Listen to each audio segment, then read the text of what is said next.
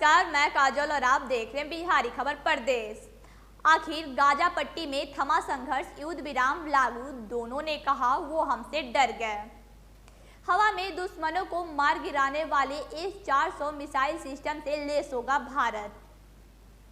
G7 स्वास्थ्य मंत्रियों की बैठक में भारत को भी मिला न्योता। इजराइल और फिलिस्तीन के शीर्ष नेताओं से मिलेंगे अमेरिकी विदेश मंत्री ब्लिंकेन। फीफा अंडर 17 महिला विश्व कप 2022 का आयोजन 11 अक्टूबर से।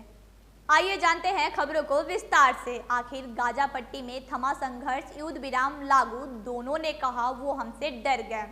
इजराइल और फिलिस्तीनी संगठन हमास के बीच पिछले 11 दिनों से जारी संघर्ष आखिरकार थम गया है। गुरुवार देर रात इजराइल की ओर से एक तरफा युद्ध विराम की घोषणा की गई।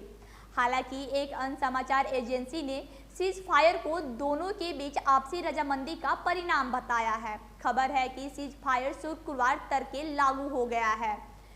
ज्ञातव्य है कि पिछले कुछ दिनों से इजराइल पर युद्ध विराम के लिए दबाव बढ़ने लगे थे। उसके सबसे करीबी अमेरिका तक ने इजराइल को खुद की सुरक्षा का अधिकार होने का बयान देने के बावजूद हमास पर हमले रोकने की अपील की थी। पहले झटके में इजराइल ने अमेरिकी अपील को नकार दिया था। उसने साफ तौर पर कहा था कि इजराइल इस लड़ाई को निर्णायक मोड़ तक ले जाएगा। अब अमेरिका के राष्ट्रपति जो बाइडेन ने भी इजरायली प्रधानमंत्री की ओर से युद्ध विराम की पुष्टि की है। जो बाइडेन ने यह भी कहा है कि युद्ध विराम दोनों पक्षों के बीच प्रगति का अवसर लेकर आया है। हवा में दुश्मनों को मार गिराने वाले S-400 मिसाइल सिस्टम से लैस होगा भारत। दुश्मन को हवा में मार गिराने वाला S-400 मिसाइल सिस्टम से भारत जल्द लैस हो जाएगा। इसकी पहली खेप रूस से इस साल अक्टूबर-दिसंबर में मिल जाएगी।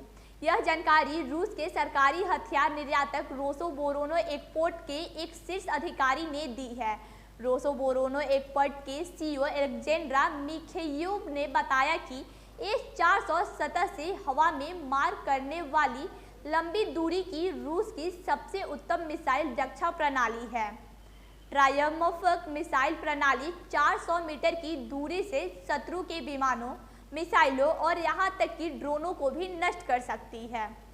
इस मिसाइल के परीक्षण के लिए भारतीय विशेषज्ञ जनवरी में ही रूस पहुंच गए हैं। भारत ने यह करार अक्टूबर 2018 में अमेरिका के पूर्व राष्ट्रपति डोनाल्ड ट्रंप के प्रशासन द्वारा प्रतिबंध लगाने की धमकी के बावजूद किया था। भारत ने रूस के साथ $5 अरब में S-400 वायु रक्षा मिसाइल प्रणाली की 5 इकाई खरीदने की बात की थी। इस कड़ी में भारत ने वर्ष 2019 में $80 करोड़ की पहली किस्त का भुगतान किया था। G7 स्वास्थ्य मंत्रियों की बैठक में भारत को भी मिला न्योता। ब्रिटेन स्थित ऑक्सफोर्ड विश्वविद्यालय में आयोजित होने वाली 2021 G7 स्वास्थ्य मंत्रियों की बैठक में शामिल होने के लिए भारत को भी न्योता मिला है। इस ऑनलाइन सम्मेलन में दुनिया के प्रमुख लोकतांत्रिक देश वैश्विक स्वास्थ्य के महत्वपूर्ण क्षेत्रों में जीवन रक्षक कार्रवाई पर सहमति बनाएंगे।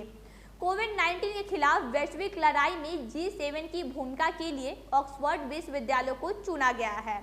विश्वविद्यालय की विश्व के अग्रिम क्लिनिक ट्रायल और कोविड-19 टीका को लेकर एस्ट्राजेनेका के साथ गैर लाभकारी साझेदारी शामिल है। स्वास्थ्य मंत्रियों की बैठक के फैसले के बारे में 11 से 13 जून के बीच कर्नवाल में G7 लीडर्स शिखर सम्मेलन को सूचित किया जाएगा। इजराइल और फिलिस्तीन के शीर्ष नेताओं से मिलेंगे अमेरिकी विदेश मंत्री ब्लिंकेन। अमेरिका के विदेश मंत्री एंटनी ब्लिंकेन ने कहा कि वह आने वाले दिनों में इजराइल और फिलिस्तीन का दौरा करेंगे। इस दौरान वह शीर्ष नेताओं से मुलाकात भी करेंगे। ब्लिंकेन ने अपने ट्विटर पेज पर कहा कि उन्होंने इजराइल के विदेश मंत्री गाबी अशकेनाज़ी के साथ बात की है और मिस्र की मध्यस्थता के बाद दोनों पार्टियों की युद्ध विराम पर सहमति जताने के निर्णय का स्वागत किया है। उन्होंने कहा कि वह आने वाले दिनों में क्षेत्र का दौरा करेंगे और वह इजरायली, फिलिस्तीनी एवं अन्य क्षेत्रीय नेताओं से मिलने की प्रतीक्षा कर रहे हैं। इससे पहले गुरुवार को इजराइल सरकार ने एक मत से मिस्र की द्विपक्षीय युद्ध विराम को निर्णय का समर्थन किया था। हमास ने भी इस निर्णय का समर्थन किया था। फीफा अंडर 17 महिला विश्व कप 2022 का आयोजन 11 अक्टूबर से। फीफा परिषद ने अंडर 17 महिला विश्व कप 2022 भारत के तारीखों की घोषणा कर दी है।